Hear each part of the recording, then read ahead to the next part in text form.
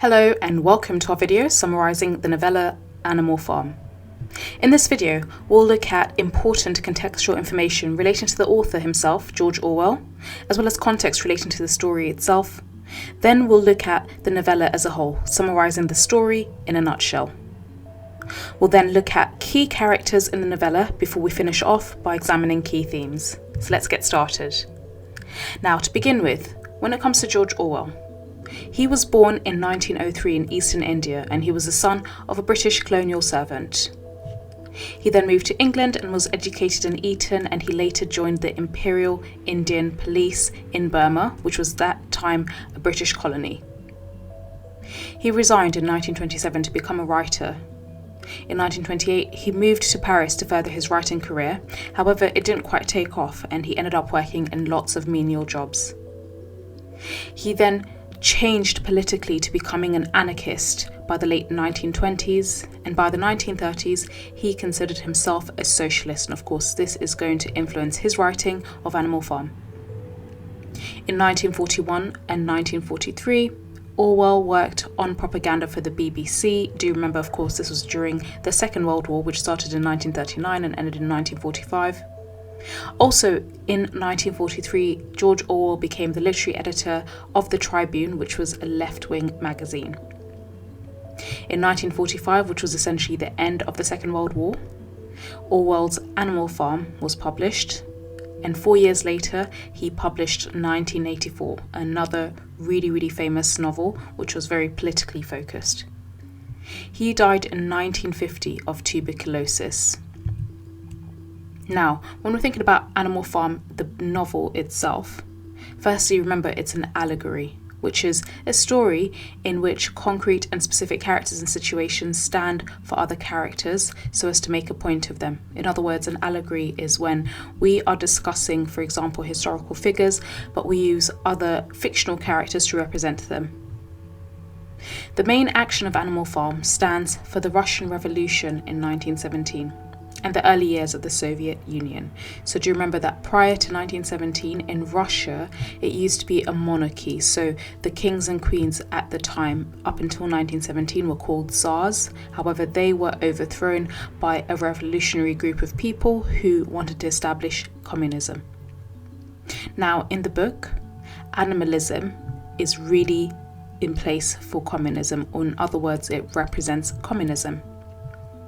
Also, Manor Farm, where the action takes place in the novella, is allegorical to Russia, and the farmer Mr. Jones is a Russian Tsar. So obviously remember that the Tsar was the person who was the king prior to the overthrow.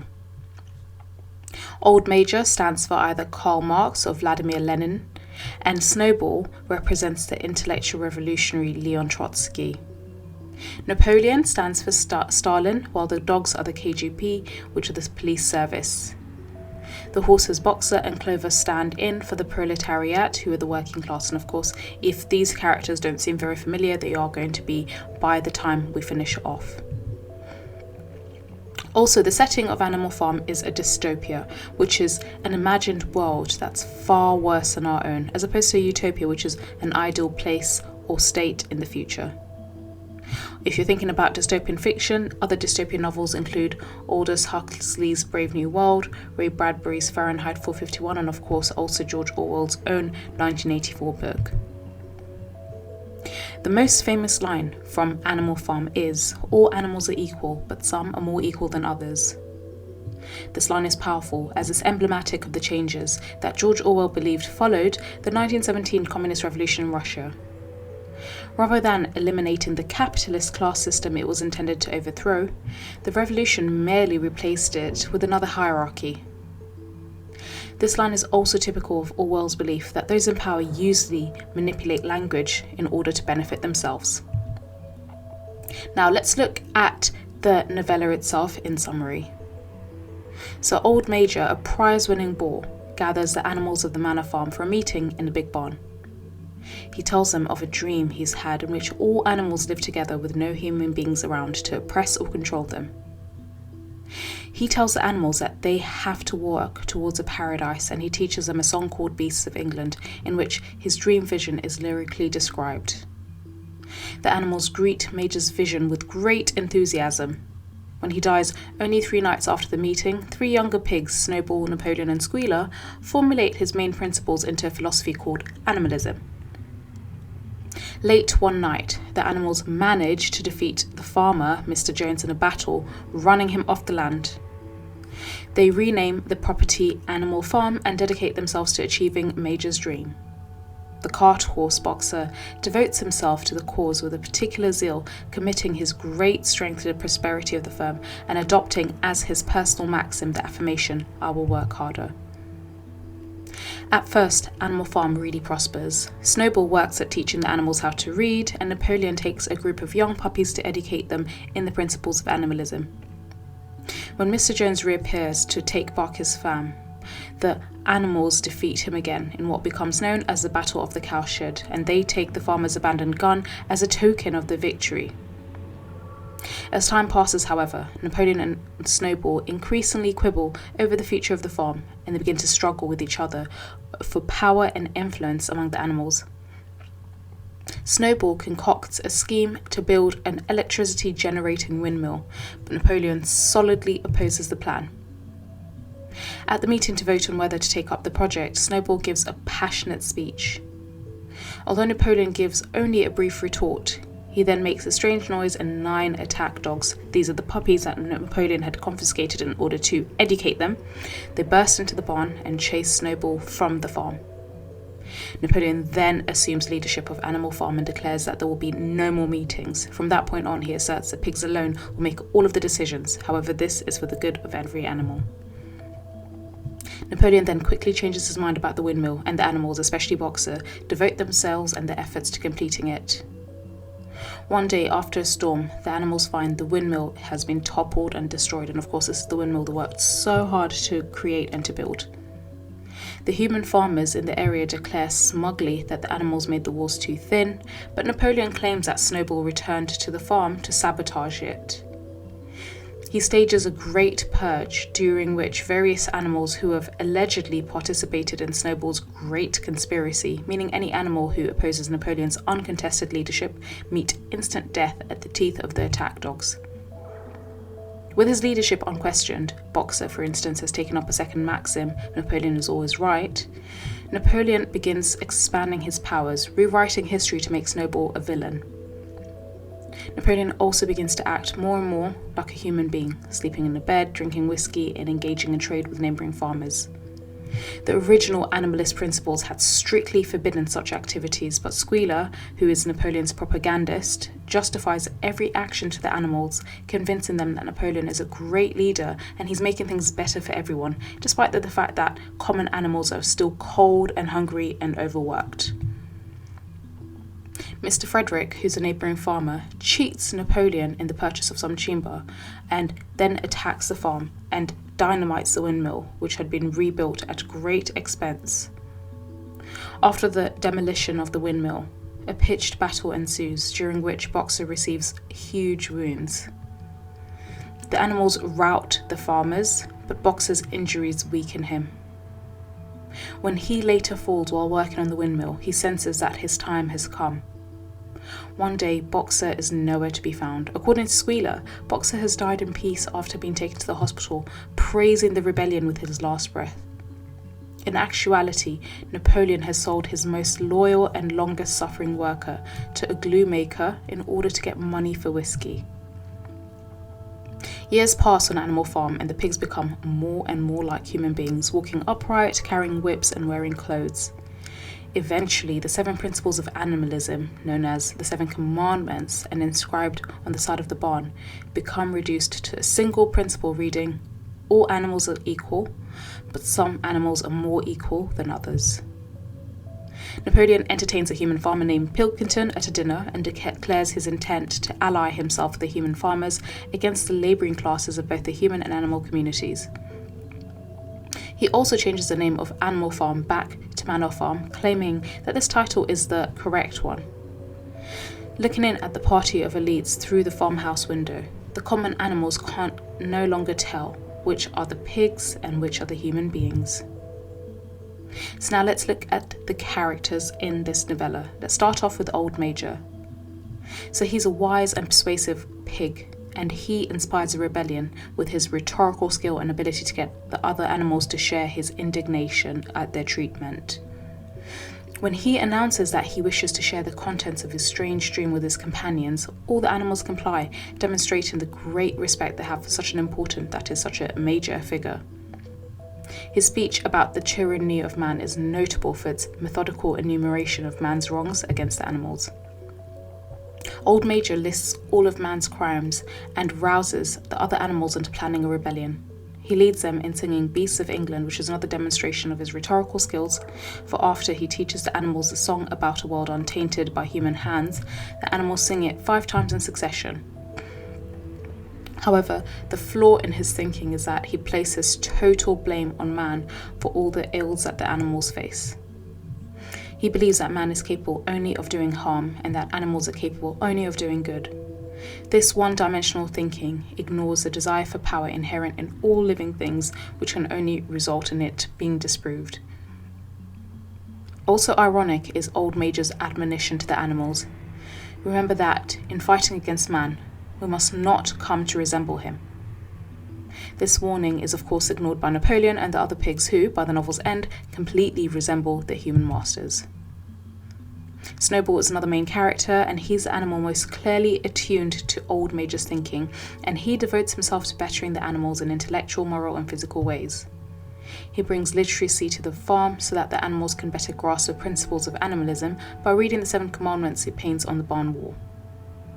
He also reduces the commandments to a single precept, 4 legs good, 2 legs bad, so that even the least intelligent animal can understand the farm's new philosophy.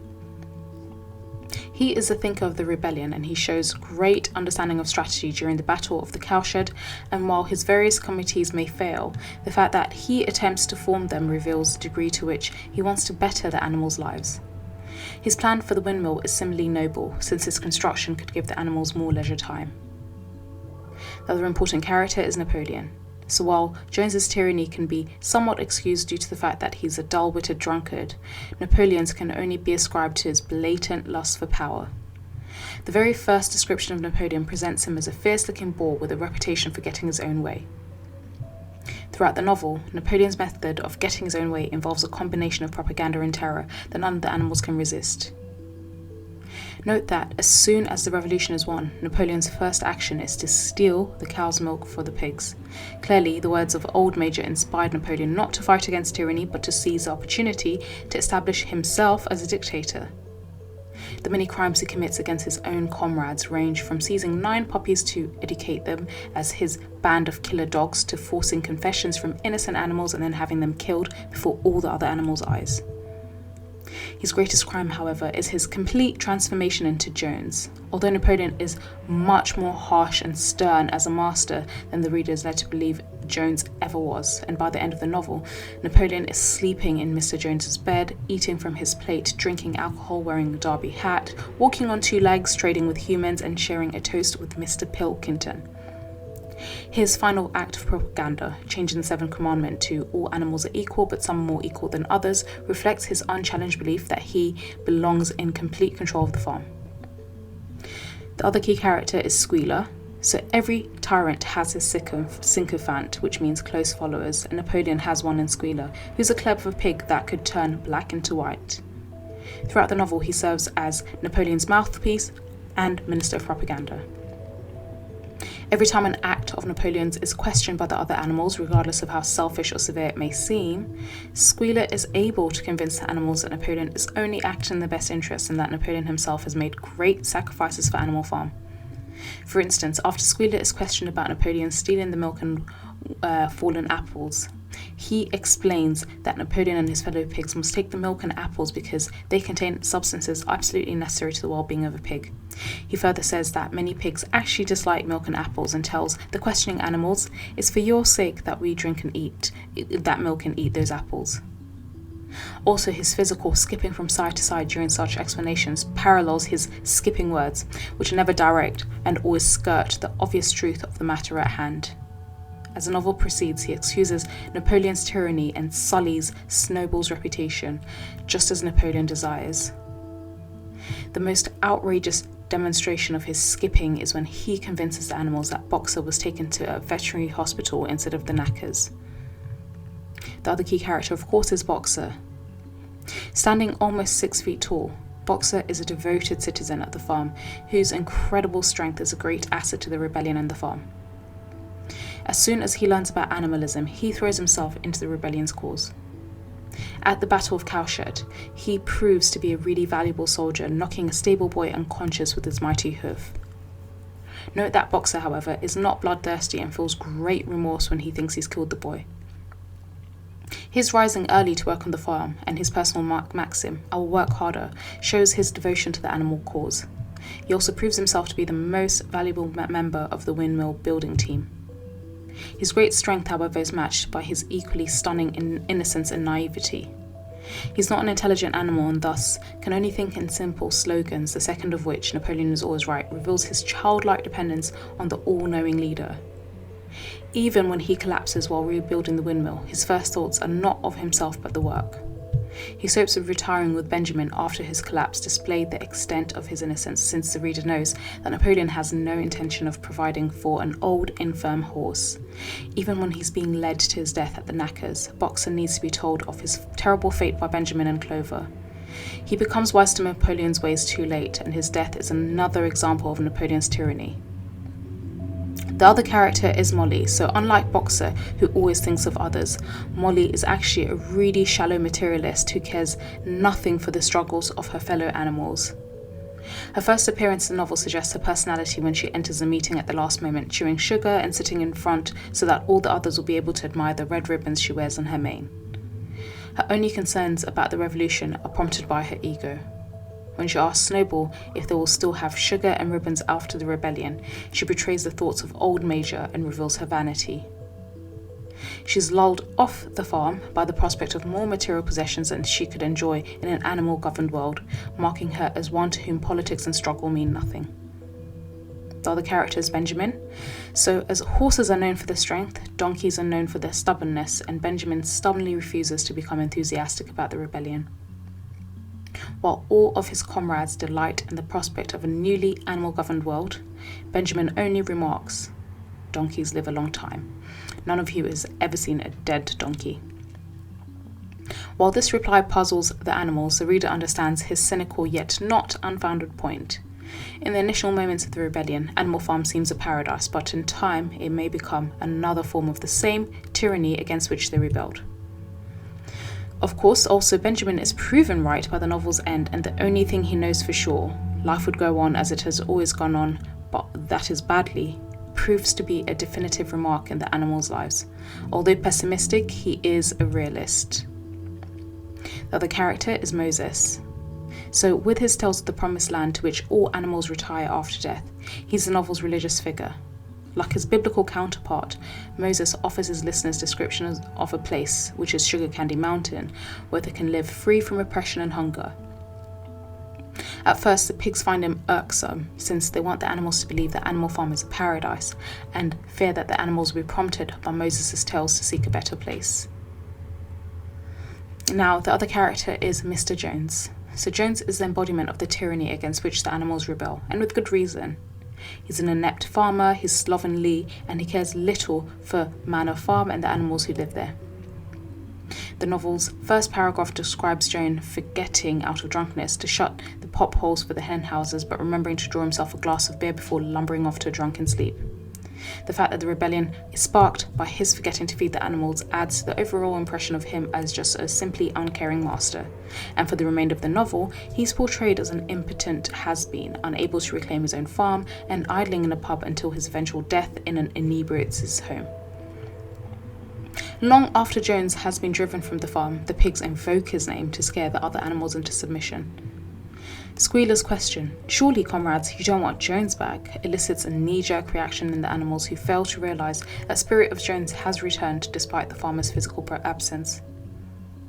Frederick is another important character, and he's a crafty owner of Pinchfield, a neighbouring farm.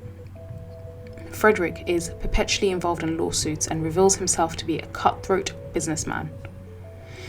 Despite his offers of sympathy to Jones about the rebellion at his farm, he inwardly hopes that he can somehow turn Jones's misfortune to his own advantage. He attempts this by offering to buy a load of timber from Napoleon, but paying for it with counterfeit notes. His subsequent attempt to take Animal Farm by force reveals him to be a man who always takes what he wants, in short, exactly the kind of man against which the animals initially wanted to rebel, and by the novel's end, however, Napoleon has proven himself to be more greedy and double-dealing than Frederick at his worst. Pilkington is the other important character. He's the owner of Foxwood, a neighbouring farm in a disgraceful condition, and Pilkington becomes an ally to Napoleon. His alliance, however, has a rocky start when Napoleon changes the pigeon's message of death to Frederick to death to Pilkington, and Pilkington refuses to help when the farm is attacked by Frederick. However, Napoleon and Pilkington eventually reconcile, since they are in essence made of the same moral fibre and need each other to prosper. Also, in the novel's last scene, Pilkington praises what Napoleon has done with Animal Farm, getting more work out of the animals with less food and likening the lower animals to humanity's lower classes. The final moments of the novel, when Pilkington and Napoleon each attempt to cheat the other at cards, shows that their friendship is simply a facade, as each is using the other to better swindle the other. Now, when it comes to important themes, the first is tyranny. So tyranny, broadly speaking, is satirized in Animal Farm. Despite when it comes to Napoleon, despite his seemingly altruistic motives, Napoleon is presented as the epitome of a power-hungry individual who masks all of his actions with the excuse that they are done for the betterment of the farm. His stealing the milk and apples, for instance, is explained by the lie that these foods are nutritional and this is essential for pigs who need the nutrients to carry on the managerial work. Also, Napoleon running Snowball off the farm is explained by the lie that Snowball was actually a traitor working for Jones and that the farm will fare better without him. Every time that Napoleon and the other pigs wish to break one of the 7 commandments, they legitimize the transgression by changing the commandment's original language, and whenever the farm suffers a setback, Napoleon blames Snowball's treachery, which the reader of course knows is untrue. Also, Napoleon's walking on 2 legs, wearing a derby hat and toasting Pilkington reflects the degree to which he and the other pigs completely disregard the plight of the other animals in favour of satisfying their own cravings of power. So, tyranny remains a dominant theme in this novella. The other theme is the role of the population. So, Orwell doesn't imply that Napoleon is the only cause of the Animal Farm's decline. He satirizes the different kinds of people whose attitudes allow people like Napoleon to succeed. He talks about Molly, whose only concerns are materialistic. Therefore, she, like people who are so self-centered, lack any political sense of understanding of what's happening around them. And of course, people like Napoleon use these kinds of people to succeed. Indeed, apolitical people like Molly, who care nothing for justice or equality, offer no resistance to tyrants like Napoleon. Also, Boxer is likened to the kind of blindly devoted citizen whose reliance on slogans prevents him from examining in more critical detail his own situation. So although Boxer is a sympathetic character, his ignorance is almost infuriating, and Orwell suggests that this unquestioning ignorance allows rulers like Napoleon to thrive. The other important theme is that of religion and tyranny. So Orwell strikes a satiric note on the idea of religion being the opium of the people, in Karl Marx's words, because, for instance, Moses the raven talks of Sugar Candy Mountain, which is representative of heaven, and this originally annoys many of the animals since Moses, known as a teller of tales, seems to be really unreliable, and at this point the animals are still hopeful for a better future and thus dismiss Moses' story of a paradise elsewhere. Yet, as their lives worsen, the animals start to believe him and they become docile. As long as there's a better place somewhere else, even after death, the animals will just trudge through their present lives. Thus, Orwell implies that religious devotion, viewed by many as a noble character trait, can actually distort the ways in which one thinks of his life here on Earth and maybe stop them from improving and seeking self-improvement on Earth. The other important theme is false allegiance, and this is the way in which people proclaim their allegiance to one another, only to betray their true intentions at a later date. Directly related to the idea that the rulers of the rebellion, the pigs, eventually betray the ideals for which they presumably fought, This theme is dramatised in a number of relationships involving the novel's human characters. Pilkington and Frederick, for instance, only listen to Jones in The Red Lion because they secretly hope to gain something from the neighbour's misery. Similarly, Frederick's buying the firewood from Napoleon seems to form an alliance that's shattered when the pig learns of Frederick's forged banknotes. The novel's final scene demonstrates that despite all the friendly talk and flattery that passes between Pilkington and Napoleon, each one is trying to cheat the other. Of course, only one of the two is technically cheating, but Orwell doesn't indicate which one, because such a fact is unimportant. Orwell satirizes the modern times through this unusual setting. And according to Orwell, rulers like Napoleon will continue to grow in number and in power unless people become more politically aware and more wary of these leaders' noble ideals.